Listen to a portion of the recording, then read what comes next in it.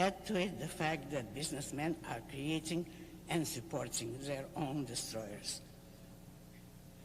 The sources and centers of today's philosophical corruption are the universities. Businessmen are both content.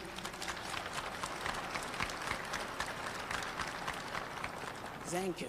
That is the most important point.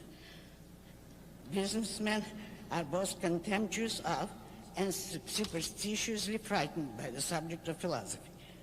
There is a vicious circle involved here.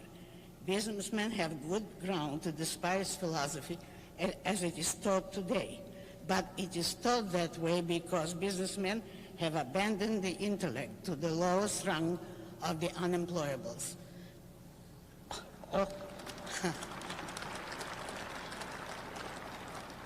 All the conditions and ideas necessary to turn men into abjectly helpless serfs of dictatorship rule the institutes of today's higher education as a tight monopoly with very few and rare exceptions.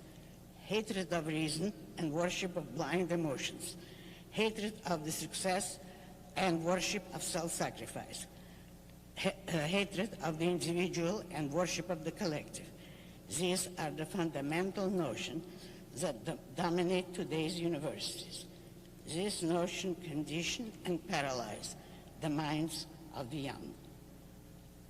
If you want to discover how a country's philosophy determines its history, I urge you to read The Ominous Parallels by Leonard Peikoff, to be published this coming spring by Stein and Day. This brilliant book presents the philosophical similarities between the state of America's culture today and the state of Germany's culture in the Weimar Republic in the years preceding the rise of Nazism. After you read this book, you will know the power of philosophy, and you will know that one cannot play with it as irresponsibly as people do today, nor can one ignore it.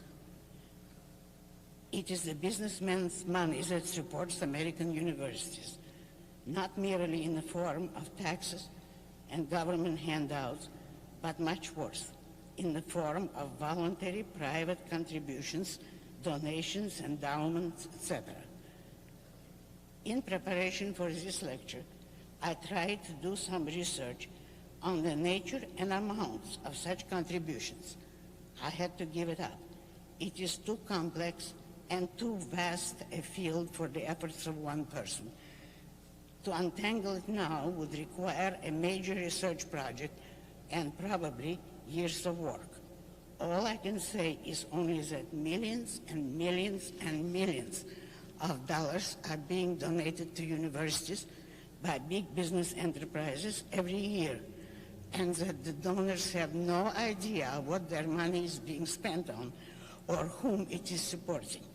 What is certain is only the fact that some of the worst anti-business, anti-capitalism propaganda has been financed by businessmen in such projects.